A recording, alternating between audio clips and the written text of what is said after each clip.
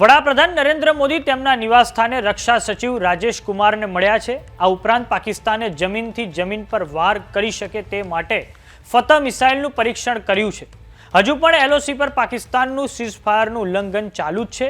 તો આ તરફ પાકિસ્તાની નેતાનો એક એવો વિડીયો વાયરલ થઈ રહ્યો છે કે જેમાં તેઓ કહી રહ્યા છે કે જો ભારત પાકિસ્તાન યુદ્ધ થશે તો હું લંડન ભાગી જઈશ। આ સાથે જ પાકિસ્તાની બંદર કરાચીમાં તુર્કીનું યુદ્ધ જહાજ ટીસીજી બુયુકાડા આવ્યું છે। નમસ્કાર, જમાવટ સાથે હું છું પાર્થ।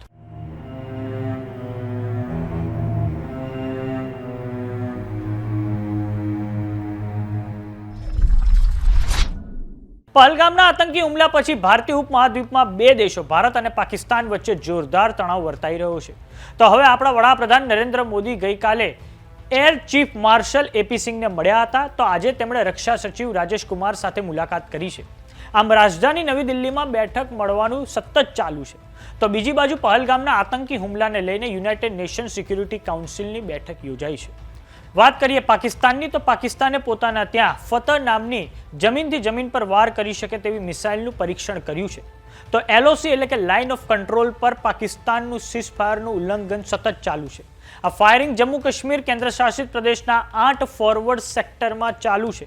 કુપવાડા, બારામુલ્લા, પૂંછ, રાજૌરી, મેઘાર, નૌશેરા, સુંદરમની અને અખનૂરમાં 11મા દિવસે પણ પાકિસ્તાને સીઝફાયરનું ઉલ્લંઘન ચાલુ રાખ્યું છે। તો સામે ભારતે પણ જવાબી ગોળીબાર કર્યો છે। વાત કરીએ પાકિસ્તાનની, તો પાકિસ્તાની સેનામાં ગભરાટનો માહોલ એ હદે છે કે કરાચી શહેરના પોર્ટ પર તુર્કીશ નેવલ વોરશિપ જેનું નામ છે ટીસીજી બુયુકાડા આવી પહોંચ્યું છે। આ પહેલા તુર્કીશ એરફોર્સનું C-130 નામનું બોમ્બર વિમાન કરાચી શહેરમાં ઉતર્યું હતું। આ તુર્કીશ નેવલ વોરશિપ ટીસીજી બુયુકાડા મેની 7 તારીખ સુધી કરાચી બંદરમાં રહેશે। એક સમય હતો જ્યારે પાકિસ્તાન અમેરિકા અને બ્રિટનનું ખાસ હતું।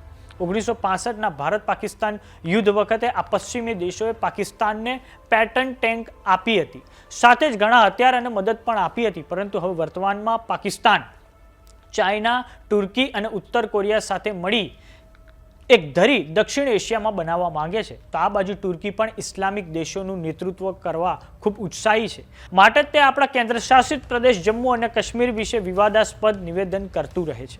વાત પાકિસ્તાનના એક સાંસદ શેર અફજલ ખાન મારવાતની, તો તેઓ પાકિસ્તાની સુપ્રીમ કોર્ટના વકીલ પણ છે।